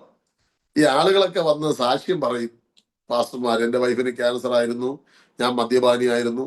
ഞാൻ എന്റെ വൈഫിന് പറഞ്ഞു നമുക്ക് എന്തോന്ന് സാക്ഷി ഇരിക്കുന്നു. പക്ഷെ സാക്ഷ്യം കാര്യമായിട്ട് കിട്ടി. അതുകൊണ്ട് സാക്ഷ്യത്തിന് വേണ്ടി ആരും പ്രാർത്ഥിച്ചു കളയരുത്. Praise the Lord. ദൈവത്തിന് സ്തോത്രം. അപ്പൊ ഇവർക്ക് ഈ രോഗം വന്നതോടുകൂടി എന്റെ ജീവിതത്തിന്റെ ശുശ്രൂഷയുടെ ലെവല് ദൈവം അങ്ങ് മാറ്റി. ഇതിനിടയിൽ എനിക്ക് ആക്സിഡന്റ് പലതും ഉണ്ടായി. അങ്ങനെ ഇരിക്കുമ്പോ 200 വിശ്വാസികളായി. 200 വിശ്വാസികൾ പെട്ടെന്ന് വരിക. സ്തോത്രം. ഞങ്ങൾ ഒരു 7.5 സെന്റ് സ്ഥലം മേടിച്ചു. ആ സ്ഥലത്തേക്ക് ആരാധന ഷിഫ്റ്റ് ചെയ്യാൻ വേണ്ടി ഒരു ടെമ്പർ ഷെഡ് ഇട്ടു. ഞങ്ങളൊന്ന് നോക്കിയതാണ് അവിടെ പ്രശ്നം വല്ലതും ഉണ്ടോ. അടുത്ത കത്തോലിക്കക്കാരും CSIക്കാരുമാണ്, കമ്പനി മുക്കിൽ തന്നെയാണ്. പക്ഷെ അവിടെ പ്രശ്നം ആരംഭിച്ചു. പുറത്തു നിന്നുള്ള സുവിശേഷ വിരോധികൾ ഇവിടുത്തെ ബ്രാഞ്ച് സെക്രട്ടറി, ഹിന്ദു ഐക്യവേദിയുടെ ബ്രാഞ്ച് സെക്രട്ടറിമാരുമായിട്ടൊക്കെ ബന്ധപ്പെട്ട് ഇവിടെ വന്ന് വിഷയമാക്കി. ഞാൻ ആ സ്ഥലത്തിന് ചർച്ചിന് പെർമിഷന് വേണ്ടിയിട്ട് ചെല്ലുമ്പോ വില്ലേജിലും പഞ്ചായത്തിലും ഇവർ നിൽക്കും ലെറ്റർ പേഡിൽ, ഇവിടെ സംഘർഷം ഉണ്ടാകും എന്നൊക്കെ പറഞ്ഞ്. എങ്കിലും ഞങ്ങൾ അവിടെ ആരാധന തുടങ്ങി. ചില മാസങ്ങൾ ആരാധന നടത്തി. ചില ദിവസങ്ങൾ മഴ കയറി ചെളി കയറിയൊക്കെ ഞങ്ങൾ ചെളിക്കകത്തൊക്കെ ഇരുന്ന് ആലോചിച്ച ഓർമ്മയുണ്ട്. കേസായി, പോലീസ് വന്നു. അവസാനം ഞങ്ങൾ തന്നെ പാസ്റ്റർ DC സാമുൽ പാസ്റ്റർ നേതൃത്വത്തിൽ ഹൈക്കോടതി കേസ് ഫയൽ ചെയ്തു. ലോകം മുഴുവൻ വാർത്തയായി. ആമേൻ. ഒരു ഞായറാഴ്ച ഞങ്ങൾ ആരാധനയ്ക്ക് വന്നപ്പോ, അന്ന് ഉമ്മൻചാണ്ടി സാറൊക്കെ നേരിട്ട് ഇടപെട്ടതാണ്. 1-2 ദിവസം ഉമ്മൻചാണ്ടി സാറിന്റെ വീട്ടിൽ പോയി പുതുപ്പള്ളിയില്. ഹൈക്കോടതിയിൽ നിന്ന് ഞങ്ങൾക്ക് അനുകൂലമായിട്ട് ഒരു അനുമതി പത്രം വന്നു. പക്ഷെ കളക്ടറേറ്റിനാണ് ഡയറക്ഷൻ കൊടുത്ത അപ്രോപ്രിയേറ്റ് പെർമിഷൻ, പരിഗണന കൊടുത്ത് പെർമിഷൻ കൊടുക്കണമെന്നും പറഞ്ഞു. പക്ഷെ കളക്ടർ നോക്കിയപ്പോ യുവമാരെല്ലാം കൂടെ ബോംബിടുമെന്നും പറഞ്ഞ് സംഘർഷാവസ്ഥ സൃഷ്ടിക്കുന്ന ലെറ്റർ പേഡിൽ ലെറ്റർ എഴുതി വെച്ചിരിക്കുന്നതുകൊണ്ട് കളക്ടർ തരാൻ പറ്റത്തില്ലെന്ന് പറഞ്ഞു. ഞങ്ങൾ പ്രാർത്ഥന നടത്തി. അവസാനം കളക്ടറേറ്റിൽ നിന്ന് RDOയുടെ ഫൈനൽ ഡിസിഷൻ, ഫൈനൽ ഓർഡർ വന്നു. ഈ സ്ഥലത്ത് കൂട്ടപ്രാർത്ഥന നിരോധിച്ചിരിക്കുന്നു എന്നും പറഞ്ഞ് ഓർഡർ വന്നു. പക്ഷെ ഞങ്ങൾക്ക് ആരാധന നടത്തിയാലേ പറ്റൂ. ഞായറാഴ്ച ഞങ്ങളിവിടെ എത്തുമ്പോൾ ഇവിടെ പോലീസുകാർ നിരന്നു. TV പത്രക്കാര്, ചാനലുകാര്. ഞായറാഴ്ച വന്നപ്പോ ഒരു ബസ് നിറച്ച് പോലീസ്, ഒരു ബസ് നിറച്ച് പോലീസ്. പിന്നെ DYSP, പിന്നെ SP, പിന്നെ സർക്കിളുമാര്, നിരവധി സ്റ്റേഷനിലുള്ള SI മാര്, ഒരു ബസ് നിറച്ച് പോലീസ് ഇറങ്ങി എന്നെ അറസ്റ്റ് ചെയ്യാൻ. വൈദ്യു ബാലകൃഷ്ണൻ ഇവിടെ ആരാധന അതിക്രമിച്ച് കയറി നടത്തിയാൽ അറസ്റ്റ് ചെയ്യും. അങ്ങനെ ആരാധന നടത്താൻ ആ ഷെഡിലോട്ട് ഞങ്ങളെ വിട്ടില്ല, റൗണ്ട് ചെയ്ത് പോലീസ്. അപ്പൊ ശശിധരൻ എന്നൊരു ബ്രദർ ഇവിടെ ഉണ്ട്. അദ്ദേഹം ഞാൻ താമസിക്കുന്ന വീടിന് തൊട്ട് പുറകിലാണ്. അപ്പൊ അദ്ദേഹം പറഞ്ഞു, അദ്ദേഹം ഒരു CSA ക്രിസ്ത്യാനിയാണ്, നല്ല മനുഷ്യനാണ്. അയാൾ പറഞ്ഞു, പാസ്റ്റർ നിങ്ങളുടെ ആ ഷെഡിലല്ലേ പ്രാർത്ഥിക്കാൻ പറ്റാതെ ഉള്ളൂ, നിങ്ങൾക്ക് എന്റെ വീട്ടു മുറ്റത്തിരുന്ന് പ്രാർത്ഥിക്കാൻ പറ്റുമെന്ന് ചോദിച്ചു. ഞാൻ പറഞ്ഞു പറ്റുമെന്ന് പറഞ്ഞു. അങ്ങനെ സാറ് പോലീസ് എന്നോട് പറഞ്ഞു, സാറേ ഞങ്ങൾക്ക് പ്ലാസ്റ്റിക്കും ബാഗ് കൊടുക്കണമെന്ന് പറഞ്ഞു. ആ ഒരു അവസ്ഥ, പ്ലാസ്റ്റിക്കും ബാഗ് കൊടുത്ത് തെങ്ങിന്റെ ചുവട്ടിൽ അതിൽ വീൽ ചെയറിലിരുന്ന് ആരാധന നടത്തിയ ഒരു ദൈവദാസം വരെ ഉണ്ടായിരുന്നു. പോലീസിന്റെ പ്രൊട്ടക്ഷൻ 1.5 മണിക്കൂർ ഞങ്ങൾ ആരാധന നടത്തി. പിന്നെ റോഡ് സൈഡിലൊക്കെ ആരാധിക്കുന്ന ദൃശ്യങ്ങൾ സൂര്യ ന്യൂസിലൊക്കെ വൈറലായി, ലോകം മുഴുവൻ വാർത്തയാണ്. ഞാൻ അടുത്ത സമയത്ത് സ്വിൻഡൻ ചെന്നപ്പോ ഒരു അച്ഛൻ പറഞ്ഞു, പാസ്റ്റർ ഞങ്ങൾ അന്ന് നേരിട്ട് TV-യിലൂടെ കണ്ട് 1 മാസത്തോളം നിങ്ങൾക്ക് വേണ്ടി നിങ്ങൾ പ്രാർത്ഥിച്ചതാണ് എന്ന് പറഞ്ഞു. അങ്ങനെ അത് കഴിഞ്ഞ് റോഡിൽ വന്നപ്പോൾ BJP-യിലെ ചില സഹോദരന്മാർ പറഞ്ഞു, ഞങ്ങളോട് കളിച്ചാൽ ഇങ്ങനെ ഇരിക്കും, എങ്ങനെ ഉണ്ട്? ഞങ്ങളുടെ വിശ്വാസികൾ പറഞ്ഞു, പാസ്റ്റർ ദൈവം ഉറങ്ങുകയായിരിക്കും, നമ്മളെ ദൈവം എന്നൊക്കെ പറഞ്ഞു. ഞാൻ പറഞ്ഞു, ഒന്നും പറയണ്ട, എന്തെങ്കിലും പദ്ധതി ദൈവത്തിന് കാണും. പക്ഷെ സംഭവിച്ചത്, ഞങ്ങൾ തിരിച്ച് ഈ കമ്പനി ഓണറുടെ കെട്ടിടത്തിന്റെ വീടിന്റെ മുകളിലേക്ക് പോയി. സഭ ഒട്ടും പിളർന്നു പോയില്ല, ജനം പിരിഞ്ഞു പോയില്ല. ഇത്രയും പ്രശ്നമായിട്ട് ജനം ഒരുമിച്ച് നിന്നു. ഈ ഷെഡ് വെച്ചതിന്റെ പുറകിൽ ഒരു വീട്ടിൽ, ഷിബു എന്നൊരു സഹോദരന്റെ വീട്ടിൽ സുവിശേഷ വിരോധികൾ വടിവാളുകളുമായിട്ട് കയറി. എന്നിട്ട് അവര് പറഞ്ഞത്, ഞങ്ങളിൽ 5 പേര് നിങ്ങളിൽ ഒരാളെ കൊന്നിട്ട് ജയിലിൽ പോയാലും കുഴപ്പമില്ല, ഞങ്ങൾ റെഡിയായി നിൽക്കുക. ശ്രീലാൽ എന്നൊരു സഹോദരനുണ്ട്, ഞാൻ പേര് പറയുന്നത് ഇന്നൊക്കെ അവരൊക്കെ എന്റെ സ്നേഹിതന്മാരായതുകൊണ്ടാണ്.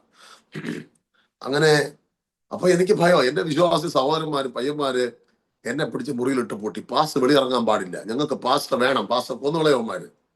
ഞാൻ പറഞ്ഞു, ധൈര്യമായിട്ട് കൊല്ലുന്നെങ്കിൽ കർത്താവിന് വേണ്ടിയല്ലേ. അല്ല പാസ്റ്റർ, ബുദ്ധിയില്ലാതെ നമ്മൾ ചെന്ന് കയറി കൊടുക്കരുതെന്നൊക്കെ പറഞ്ഞു. ഭയങ്കര പ്രശ്നം, സംഘർഷാവസ്ഥ.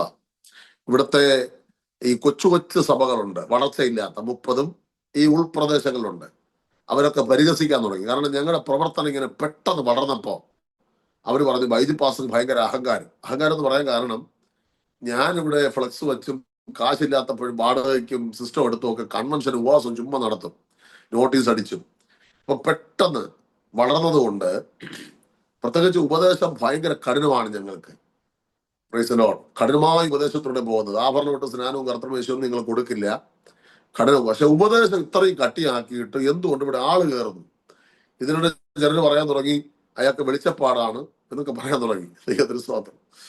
ഈ വരുന്നവർക്കെല്ലാം പൈശാചിക ശക്തികൾ വെളിപ്പെട്ട് മാറി. അങ്ങനെ ദൈവസഭ വളർന്നു.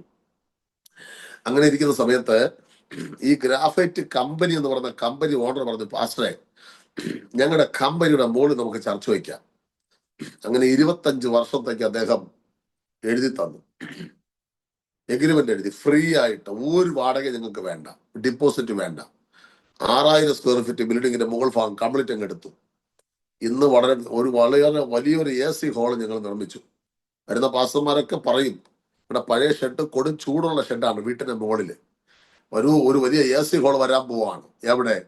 AC പോയിട്ട് പോലും പറയാൻ യോഗ്യതയില്ലാത്ത ഞങ്ങൾ. Praise the Lord. ഇന്ന് എന്റെ വീട് മൊത്തം AC ആണ്. കൃപയാണ്. ദൈവത്തിന് സ്തോത്രം ചെയ്യുന്നു. ഞാനിത് പറയുമ്പോ പ്രേക്ഷകർ അറിയണം, നിങ്ങൾ കഠിനമായ വേദനയോടെ കടന്നുപോയവരായിരിക്കാം.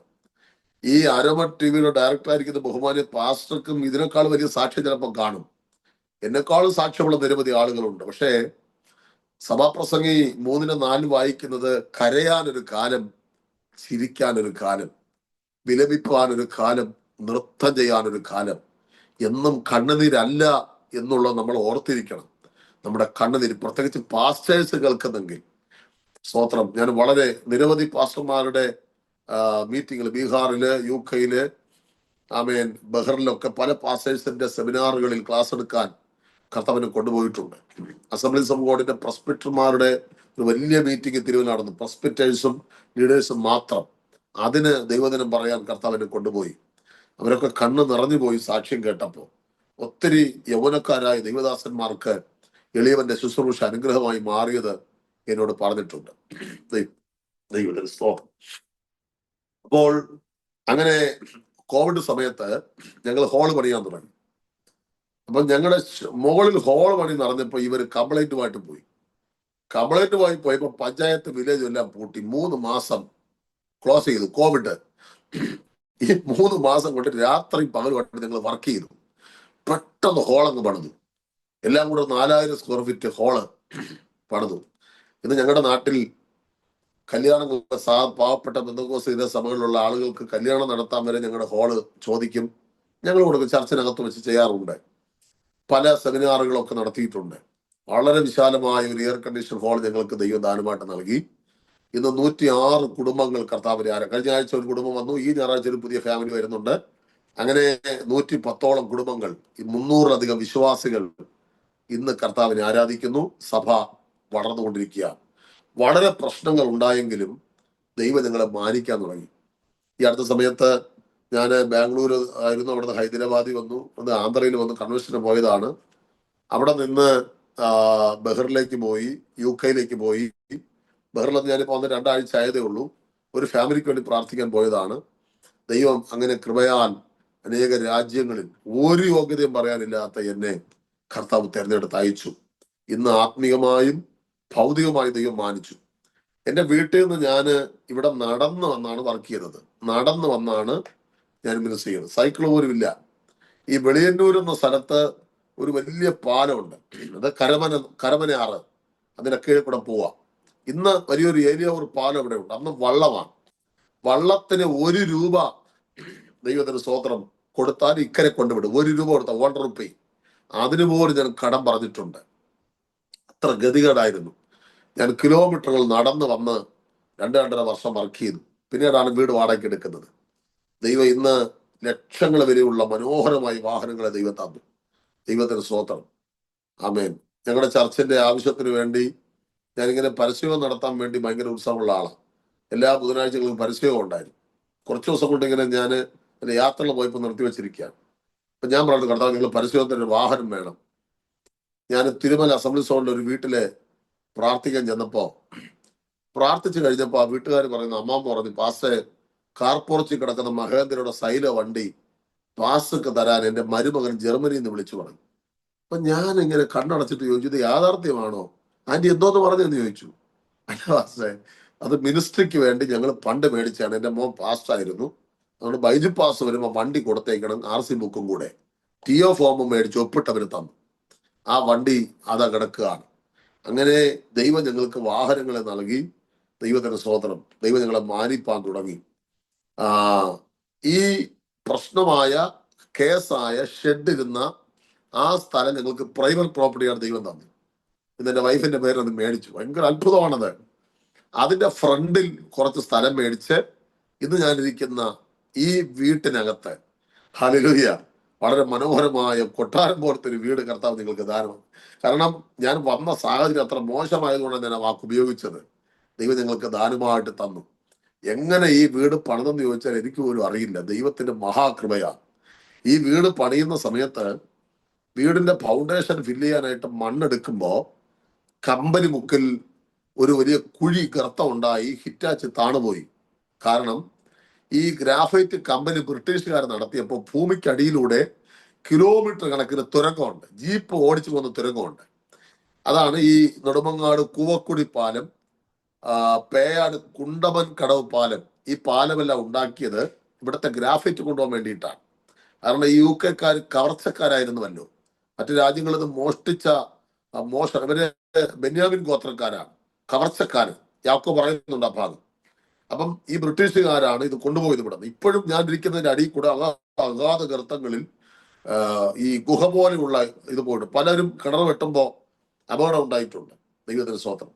അപ്പൊ ഈ ഇങ്ങനെ ഗർത്തം വന്നപ്പോ ഇവിടുത്തെ പാർട്ടിക്കാർ റോഡിൽ കയർ കുറെ കെട്ടിയിട്ട് പറഞ്ഞു, ഇതൊരു വണ്ടി വിടത്തില്ല, ഇവിടെ മണ്ണെടുക്കണ സ്റ്റോപ്പ് ചെയ്യണം. എന്റെ വീടിലേക്ക് മണ്ണെടുക്കുന്നതായിരുന്നു പ്രശ്നം. അങ്ങനെ വലിയ വലിയ പ്രശ്നങ്ങൾ ഇഷ്ടം പോലെ സംഭവിച്ചു. പക്ഷെ ദൈവം ഇന്ന് ദേശത്തെ മാനിച്ചു. നിങ്ങളുടെ ചർച്ചിനെതിരെ അന്ന് പ്രശ്നം ഉണ്ടാക്കാനായിട്ട് വന്ന ഹിന്ദു ഐക്യവേദിയുടെ നെടുമങ്ങാട് മണ്ഡലം പ്രസിഡന്റ് ശ്രീകുമാർ സാറ്, ഇന്ന് അദ്ദേഹം മധ്യനിര സഭയുടെ തിരുവനന്തപുരം ജില്ലാ പ്രസിഡന്റാണ്, ഞാൻ താലൂക്ക് പ്രസിഡന്റാണ്. അദ്ദേഹം ഞങ്ങളുടെ ചർച്ചിൽ 1.5 മാസത്തിന് മുമ്പ് വന്ന് പരസ്യമായിട്ട് ക്ഷമ പറഞ്ഞു. എനിക്കന്ന് അബദ്ധം പറ്റിയതാണ്, ചില ആൾക്കാർ സാമൂഹ്യ വിരുദ്ധർ എന്നെ വിളിച്ചപ്പോൾ ഞാൻ വന്നതാണ്, ബൈജിപ്പാസ് ഇങ്ങനെയാണ്, ഞാൻ അറിഞ്ഞില്ല എന്നൊക്കെ പറയാനിടയായി. ഇന്ന് ജയിലിൽ കിടന്ന് ജയിൽ പുള്ളികളൊക്കെ ഞങ്ങളുടെ ചർച്ചിൽ വിശ്വാസികളാണ്, കളരിപ്പയറ്റി പഠിപ്പിക്കുന്നവരൊക്കെ ഉണ്ട്. വില്ലന്മാര് നിരവധി ആളുകൾ രക്ഷിക്കപ്പെട്ട് ഇന്ന് കർത്താവിനെ സേവിക്കുന്നു. ആമേൻ. അങ്ങനെ കർത്താവ് ഞങ്ങളെ അനേകരുടെ വിടുതലിന് വേണ്ടി ഉപയോഗിക്കുന്നു. നിരവധി കൺവെൻഷൻ വേദികളിൽ വലിയ ക്രൂസൈഡുകളിൽ കർത്താവിനെ ഉയർത്തുവാൻ പൗർണമിഷനിലൊക്കെ പല പ്രാവശ്യം വചനം പ്രസംഗിച്ചിട്ടുണ്ട്. അതിനകത്ത് സാക്ഷ്യം കുറച്ചുകൂടെ ചുരുക്കിയാണെങ്കിലും പറഞ്ഞിട്ടുണ്ട്. ഇതാണ് ദൈവം എനിക്ക് തന്ന ജീവിതാനുഭവം. എന്നെ കേൾക്കുന്ന അരോമ ടിവിയിലെ പ്രേക്ഷകരോട് എനിക്ക് പറയാനുള്ളത്, ഒരിക്കലും പതറിപ്പോകരുത്. 1 തെസ്സലോനിക്കർ 5-ാം അധ്യായം 24-ാം വാക്യം പറയുന്നു, നിങ്ങളെ വിളിക്കുന്നവൻ വിശ്വസ്തനാകുന്നു, അവിടുന്ന് അത് നിവർത്തിക്കും. നമ്മെ വിളിച്ച ദൈവം വിശ്വസ്തനാണ്. പക്ഷെ പറയുന്ന വാഗ്ദത്തം ഒന്നായിരിക്കും, സംഭവിക്കുന്ന കഷ്ടത മറ്റൊന്നായിരിക്കും. പ്രതിസന്ധികൾ വരുമ്പോ നമ്മൾ അറിയാതെ ചോദിച്ചു പോകും, എന്തുകൊണ്ട് ഇങ്ങനെയൊക്കെ സംഭവിച്ചു? പിറുപിറുക്കരുത്, പിന്മാറിപ്പോകരുത്, ഉറച്ചു നിന്നാൽ മഹത്വം ജീവിതത്തിൽ പ്രാപിക്കാൻ കഴിയും. ഇന്ന് വെള്ളനാട് വന്ന് നിങ്ങൾ അന്വേഷിക്കണം. ഇപ്പൊ വെള്ളനാട് എവിടെയും നിങ്ങൾക്ക് പരിശോധന നടത്താം, കൺവെൻഷൻ വയ്ക്കാം. ഇവിടെ TPM-കാര് കൺവെൻഷൻ വെച്ചപ്പോൾ ഇവിടെ സ്റ്റേജ് തട്ടടിച്ചോണ്ടിരുന്നതിന് BJP-ക്കാർ ഇത് കൊടി കുത്തി സ്റ്റോപ്പ് ചെയ്യുന്ന സ്ഥലമാണ്. ഇന്ന് എല്ലാം താഴെ വന്നു. ഞങ്ങളുടെ ചർച്ചിന് അവിടെ നിന്ന് വെള്ളനാട് ജംഗ്ഷൻ വരെ 1 കിലോമീറ്ററാണ്. ഞങ്ങളുടെ കൺവെൻഷന്റെ എല്ലാ കൺവെൻഷനും ഇപ്പം വെള്ളനാട് ജംഗ്ഷൻ വരെ ഞങ്ങൾ ബോക്സ് വയ്ക്കും. 1 കിലോമീറ്റർ. ദൈവത്തിന് സ്തോത്രം. ജംഗ്ഷൻ ചരിത്രമാണ്. ചരിത്രത്തിന് ആദ്യമായിട്ടാണ് വെള്ളനാട് ജംഗ്ഷൻ ബോക്സ് വയ്ക്കുന്നത്. ഞങ്ങളിപ്പോൾ വർഷം തോറും നടക്കുന്ന യോഗങ്ങളിലെല്ലാം വെള്ളനാട് ജംഗ്ഷനിൽ കൊണ്ട് സിസ്റ്റം വയ്ക്കും. നാട്ടുകാരിപ്പം ഞെട്ടിയിരിക്കുക. ദൈവത്തിന് സ്തോത്രം. അങ്ങനെ ദൈവം ഞങ്ങളെ ആദരിച്ചു. മഹത്വം മുഴുവൻ, പുകഴ്ച മുഴുവൻ കർത്താവിന്. കുടുംബമായിട്ട് ഞങ്ങളെ ഓർത്ത് പ്രാർത്ഥിക്കണമേ. അരോമ ടിവിയിലൂടെ ഈ സാക്ഷ്യം പറഞ്ഞ അവസരിക്കുക കർത്താവിന്റെ ദാസനും എല്ലാ പ്രേക്ഷകർക്കും ഹൃദയം നിറഞ്ഞ സ്നേഹവന്ദനം അറിയിക്കുന്നു. ദൈവം നമ്മെ സഹായിക്കട്ടെ. സ്തോത്രം. ആമേൻ, ആമേൻ, ആമേൻ. വളരെ അനുഗ്രഹീതമായ ഹൃദയസ്പർശിയായ ജീവിതാനുഭവങ്ങൾക്ക് ഉടമയായിരിക്കുവാൻ സർവകൃപാലുവായ ദൈവം കർത്താവിൻ്റെ ദാസൻ പ്രിയ ബൈജു ബാലകൃഷ്ണനെ തിരഞ്ഞെടുത്തതോർത്ത് ഞാൻ ദൈവത്തിന് സ്തോത്രം ചെയ്യുന്നു. വളരെ ചെറുപ്പത്തിൽ തന്നെ ജീവിതത്തിൽ അഭിമുഖീകരിച്ച് കടന്നുപോയതായ കഷ്ടതയുടെ നാളുകളെക്കുറിച്ച് ചുരുക്കമായിട്ടാണെങ്കിലും ഓർപ്പിക്കുകയുണ്ടായി. എന്നാൽ പ്രപഞ്ച സൃഷ്ടിക്ക് മുന്നമേ സ്വർഗത്തിലെ ദൈവത്തിൻ്റെ തിരഞ്ഞെടുപ്പ് വലുതായതുകൊണ്ട്, ദൈവമാണ് തിരഞ്ഞെടുത്തതുകൊണ്ട് ആ കാര്യങ്ങളൊന്നും തന്നെ നമുക്ക് മുന്നമേ തിരിച്ചറിയാൻ കഴിയില്ല. എങ്കിൽ ദൈവത്തിൻ്റെ പ്ലാനിലും പദ്ധതിക്ക് പ്രകാരം അതത് സമയങ്ങളിൽ ദൈവം അത് ഭംഗിയായി തിരഞ്ഞെടുക്കപ്പെട്ട വ്യക്തികളിലൂടെ ചെയ്തെടുത്തുകൊണ്ടിരിക്കുന്നു. അത് വ്യക്തിക്ക് പ്രസക്തിയില്ല, പകരം ആ വ്യക്തിയിലൂടെ പ്രവർത്തിക്കുന്ന ദൈവത്തിനാണ് പ്രസക്തി. നാം ജീവിക്കുന്നതും നാം പ്രവർത്തിക്കുന്നതും നമ്മുടെ ജീവിതം മുഴുവനും ദൈവനാമ മഹത്വത്തിനു വേണ്ടി ആയിരിക്കുക എന്നുള്ളതാണ് ദൈവം നമ്മെ ആക്കി വച്ചിരിക്കുന്നതിൻ്റെ പിന്നിലുള്ള സത്യം. അതുകൊണ്ടാണ് ആ വെള്ളനാട് പട്ടണത്തിൽ ബൈജു ബാലകൃഷ്ണൻ എന്നുള്ളൊരു വ്യക്തിയേക്കാൾ ഉപരിയായി ആ വ്യക്തിയിലൂടെ പ്രവർത്തിക്കുന്ന ദൈവത്തെ ആണ് ആ ദേശത്തിലെ ജനങ്ങൾ ഇന്ന് ബഹുമാനിക്കുന്നത്. ആ ദേശത്തിലെ ജനങ്ങൾ, അധികാരികൾ ആ വ്യക്തിയിലൂടെ പകരപ്പെടുന്ന, വെളിപ്പെടുന്ന, കേൾക്കുന്ന ദൈവത്തിൻ്റെ ശബ്ദമാണ് അവർ കേൾക്കുന്നത്. ആ വ്യക്തിയിലൂടെ വ്യാപരിക്കുന്നതായ രോഗസൗഖ്യമാണ് വ്യക്തികളെ സൗഖ്യമാക്കുന്നത്. അതുകൊണ്ട് ആ ദൈവത്തിൻ്റെ മഹത്വം ആ ദേശത്തെങ്ങും ശക്തമായി ഇപ്പോൾ വ്യാപരിച്ചു കൊണ്ടിരിക്കുന്നു. അത് ആരുടെയൊക്കെ ജീവിതത്തിൽ ദൈവം പ്രവർത്തിക്കുവാൻ ആഗ്രഹിക്കുന്നു ആ വ്യക്തികളിലൂടെ അത് സൗഖ്യമായി, വിടുതലായി, ഭൂതങ്ങളിൽ നിന്നുള്ള സൗഖ്യം, മറ്റ് പല പാപബന്ധനങ്ങളിൽ നിന്ന്, ഇരുട്ടിൽ നിന്നുള്ളതായ വിടുതൽ, മറ്റ് പാരമ്പര്യ ശക്തികളിൽ നിന്നുള്ളതായ വിടുതൽ ജനം ഇന്ന് അനുഭവിക്കുന്നു. ജനം വെളിച്ചത്തിലേക്ക് വന്നുകൊണ്ടിരിക്കുന്നു. അടയപ്പെട്ട പല വാതിലുകളും ദൈവം തമ്പുരാൻ തുറന്നു തന്ന് ദൈവം എന്ന് മാനിച്ചുകൊണ്ടിരിക്കുക. അവിടെയൊക്കെ ദൈവം പ്രവേശിക്കുക. എവിടെയൊക്കെ ദൈവത്തിന് വേണ്ടി വാതിലുകൾ അടയ്ക്കപ്പെടുന്നു അവിടെയൊക്കെ കർത്താവ് തുറന്ന് അവിടേക്ക് പ്രവേശിച്ചു കൊണ്ടിരിക്കുക. ദൈവത്തിന് സ്തോത്രം. ദൈവം എവിടെ പ്രവേശിക്കുന്നോ അവിടെ കാറ്റും കടലും ശാന്തമാകും. അവിടെ ഓളങ്ങൾ, തിരമാലകൾ കെട്ടടങ്ങുവാൻ ഇടയായിത്തീരും.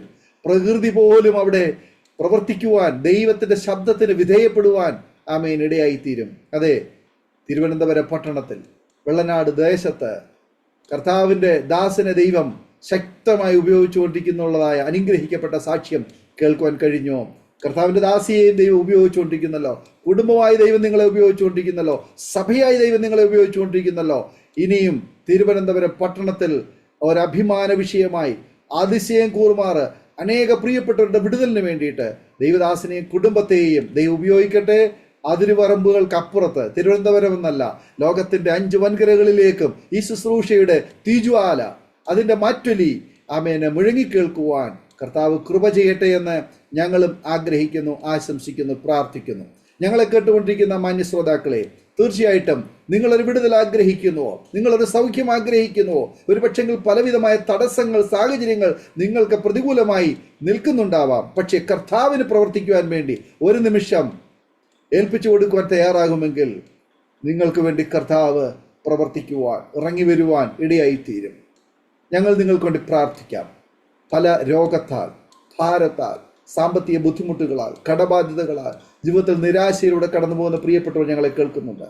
രോഗക്കിടക്കയിൽ, വെന്റിലേറ്ററിൽ, ICUവിൽ, അതുപോലെ കാൻസർ രോഗികൾ, ജീവിതത്തിൽ സമാധാനമില്ലാതെ, സ്വസ്ഥതയില്ലാതെ, നിരാശയിലായിരിക്കുന്നവർ, ആത്മഹത്യയുടെ വക്കിൽ നിൽക്കുന്നവർ, ജപ്തി നടപടികളിലൂടെ കടന്നു പോകുന്നവർ, വിവിധ കേസുകൾക്ക് വിധേയപ്പെട്ടവർ, തലമുറകളെക്കുറിച്ച് ഭാരപ്പെടുന്നവർ, ഒരുപാട് പ്രാർത്ഥനാ വിഷയങ്ങളുമായി ഞങ്ങളെ കേട്ടുകൊണ്ടിരിക്കുന്ന മാന്യശ്രോതാവേ, ഇതുവരെ നിങ്ങൾ കേട്ടതുപോലെ നിങ്ങൾ ഇതൊരു കേൾവിയായി, ഒരു സാക്ഷ്യമായി ആമേനെ മനസ്സിലാക്കാതെ കർത്താവിനോട് സംസാരിച്ചു കൊണ്ടിരുന്നു. ഞാൻ ദൈവശബ്ദം കേട്ടു കഴിഞ്ഞു. ഇന്ന് കർത്താവെ അങ്ങനോട് സംസാരിച്ചതിനായി സ്തോത്രം. കണ്ണുകളെ അടയ്ക്കാം. നമുക്കൊരു നിമിഷം പ്രാർത്ഥിക്കാം. നിങ്ങളുടെ കിടക്കയിൽ, നിങ്ങളുടെ മുറിയിൽ, നിങ്ങളായിരിക്കുന്നിടത്ത് കർത്താവിൻ്റെ സാന്നിധ്യം നിങ്ങൾക്ക് തിരിച്ചറിയുവാൻ കഴിയുമോ? ദൈവശബ്ദമൊന്ന് കേൾക്കുവാൻ കഴിയുമോ? കർത്താവ് നിങ്ങളെ തൊടുന്നത് എന്ന് വിശ്വാസ കണ്ണാൽ കാണുവാൻ കഴിയുമോ? അതെ, നിങ്ങളിപ്പോൾ സൗഖ്യമാകുക. വിശ്വാസത്തോടെ ഏറ്റുപറഞ്ഞ് പ്രാർത്ഥിക്കുമ്പോൾ കർത്താവിൻ്റെ ദാസൻ നിങ്ങൾക്ക് വേണ്ടി പ്രാർത്ഥിക്കുന്നു. ഒരു നിമിഷം നമുക്ക് പ്രാർത്ഥിക്കാം. Pastor Baiju Balakrishnan. Praise Lord, praise Lord. ഞങ്ങളുടെ കർത്താവേ, സ്വർഗീയ പിതാവേ, പ്രശാന്ത സുന്ദരമായ നല്ല ഈ സമയത്തിനായി സ്തോത്രം ചെയ്യുന്നു. ഞങ്ങളുടെ പിതാവേ, ഈ കർത്താവേ സ്തോത്രം പ്ലാറ്റ്ഫോമിലൂടെ ദൈവവചനം കേട്ട, അനുഭവ സാക്ഷ്യം കേട്ട മുഴുവൻ ആളുകളെയും യേശുവിന്റെ നാമത്തിൽ അനുഗ്രഹിച്ച് പ്രാർത്ഥിക്കുന്നു. കർത്താവെ, രോഗികൾ യേശുവിന്റെ നാമത്തിൽ സൗഖ്യമാകട്ടെ. കടഭാരത്താൽ ബന്ധിക്കപ്പെട്ട ആളുകൾ യേശുവിന്റെ നാമത്തിൽ വിടുവിക്കപ്പെടട്ടെ. കർത്താവെ, ജീവിതം തകർന്ന് ജീവിക്കുന്ന ആളുകൾ, സമാധാനമില്ലാത്ത ആളുകൾ യേശുവിന്റെ നാമത്തിൽ സമാധാനം പ്രാപിക്കട്ടെ. എങ്ങനെ മുമ്പോട്ട് പോകുമെന്ന് അറിയാൻ കഴിയാതെ കുടുംബജീവിതത്തിനകത്ത് പ്രശ്നങ്ങളുള്ള ആളുകൾ സമാധാനം പ്രാപിക്കട്ടെ. മാരക രോഗികൾ സൗഖ്യമാകട്ടെ. അടിയന്റെ വൈഫിനെ ക്യാൻസറിൽ നിന്ന് വിടുവിച്ച യേശുവിന്റെ ശക്തി രോഗികളെ സൗഖ്യമാക്കണമേ. യേശുവിന്റെ നാമത്തിൽ അവരായിരിക്കുന്ന വീടുകളിൽ, അവരായിരിക്കുന്ന ഓഫീസുകളിൽ, അവരായിരിക്കുന്ന മേഖലകളിൽ ഇപ്പോൾ ദൈവ ശക്തി ഇറങ്ങിച്ചെന്നുമാറാകട്ടെ. ഭൂതബന്ധനങ്ങളാൽ കഴിയുന്നവർ യേശുവിന്റെ നാമത്തിലും വിടുവിക്കപ്പെടട്ടെന്ന് പ്രാർത്ഥിക്കുന്നു.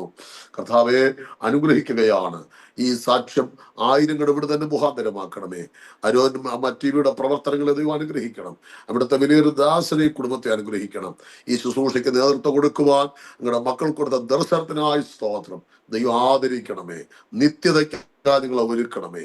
യേശുവിന്റെ നാമത്തിൽ ജീവനുള്ള നല്ല പിതാവേ, ആമേൻ, ആമേൻ. താങ്ക് യു കർത്താവിന്റെ ദാസൻ പാസ്റ്റർ ബൈജു ബാലകൃഷ്ണൻ അവർ ഇത്രത്തോളം സമയം അനുഗ്രഹിക്കപ്പെട്ട ജീവിതാനുഭവം, ദൈവം നടത്തിയ അത്ഭുതകരമായ വഴികളെയും കുറിച്ച് ദൈവനാമ മഹത്വത്തിന് വേണ്ടി പങ്കുവയ്ക്കുവാൻ സമയം വേർതിരിച്ചതിന് കർത്താവിൻ്റെ ദാസനോട് കുടുംബാംഗങ്ങളോടായ നന്ദി, സ്നേഹം അറിയിക്കുന്നു. ദൈവമായി കർത്താവ് അനുഗ്രഹിക്കട്ടെ. സൗഖ്യാരോഗ്യം ദീർഘായുസ്സും തരട്ടെ. കർത്താവിനോട് ഏറെ പ്രയോജനപ്പെടുവാൻ, നല്ല സാക്ഷ്യം വഹിക്കുവാൻ, അനേക ആത്മാക്കളെ ജീവനിലേക്ക് നടത്തുവാൻ ദൈവം ശക്തമായി ഉപയോഗിക്കട്ടെ എന്ന് ഞങ്ങളും ആശംസിക്കുന്നു, പ്രാർത്ഥിക്കുന്നു. അതുപോലെ തന്നെ ഞങ്ങളെ കേട്ടുകൊണ്ടിരിക്കുന്ന മാന്യ ശ്രോതാക്കളെ, നിങ്ങളുടെ ജീവിതത്തിൽ ഈ സാക്ഷ്യം അനുഗ്രഹമായി തീർന്നുവെങ്കിൽ തീർച്ചയായിട്ടും നിങ്ങളുടെ പ്രിയപ്പെട്ടവർക്ക്, സുഹൃത്തുക്കൾ കൂടി ഷെയർ ചെയ്ത് കൊടുക്കൂ. അവരും കേട്ട് അനുഗ്രഹിക്കപ്പെട്ട് അതിലൂടെ ദൈവനാമം മഹിമപ്പെടുക മുഖാന്തരമായി തീരുമല്ലോ. മാത്രമല്ല, നിങ്ങളുടെ വിലയേറിയ അഭിപ്രായങ്ങളും നിർദ്ദേശങ്ങളും കമൻറ്റ് ബോക്സിൽ രേഖപ്പെടുത്താവുന്നതാണ്. നിങ്ങൾക്കൊരു പ്രാർത്ഥനാ വിഷയമുണ്ടെങ്കിൽ സ്ക്രീനിൽ കാണുന്ന വാട്സപ്പ് നമ്പറിൽ ഞങ്ങളെ വിവരങ്ങൾ അറിയിക്കാവുന്നതാണ്. അതുപോലെ തന്നെ എല്ലാ തിങ്കളാഴ്ചയും രാത്രി 9 മണി മുതൽ നടക്കുന്ന പ്രാർത്ഥനാ കൂട്ടായ്മയിൽ നിങ്ങൾക്ക് ജോയിൻ ചെയ്യാം. aroma.tv.co.in എന്ന വെബ്സൈറ്റ് നിങ്ങൾക്ക് സന്ദർശിക്കാം. അടുത്ത അനുഗ്രഹിക്കപ്പെട്ട ഒരു സാക്ഷ്യവുമായി വീണ്ടും കൂടി കാണുവരെയും എല്ലാ പ്രിയപ്പെട്ടവർക്കും good bye. God bless you all. Amen. ഓർമ്മയുടെ മനോരഥത്തിൽ മായാത്ത ഓർമ്മയ്ക്കായി അരോമ മാട്രിമോണിയിൽ നിന്നും ജീവിത പങ്കാളിയെ കണ്ടെത്തൂ. നിങ്ങൾ ഒരു ക്രിസ്തീയ ജീവിത പങ്കാളിയെ അന്വേഷിക്കുകയാണോ? അതോ മക്കൾക്ക് അനുയോജ്യമായ ഒരു തക്ക തുണയ്ക്കു വേണ്ടി പ്രാർത്ഥിക്കുന്ന വ്യക്തിയാണോ? എങ്കിൽ അരോമ മാട്രിമോണി നിങ്ങൾക്ക് വേണ്ടിയാണ്. ഇന്നു തന്നെ സൗജന്യമായി രജിസ്റ്റർ ചെയ്യൂ. അരോമ മാട്രിമോണിയുടെ പ്രത്യേകതകൾ: രജിസ്ട്രേഷൻ തികച്ചും സൗജന്യം. ലോകത്തെവിടെയുമുള്ള അനുയോജ്യമായ ക്രിസ്തീയ ജീവിത പങ്കാളിയെ തിരഞ്ഞെടുക്കാം. വിവാഹം നടക്കുന്നതുവരെ സർവീസ് ലഭിക്കുന്നു. ഏറ്റവും ചെറിയ പാക്കേജുകളും തിരഞ്ഞെടുക്കാം. അരോമ മാട്രിമോണി നിങ്ങൾക്കായി ഒരുക്കുന്നു വിവാഹം പരമാനന്ദം. Email aroma matrimony2020@gmail.com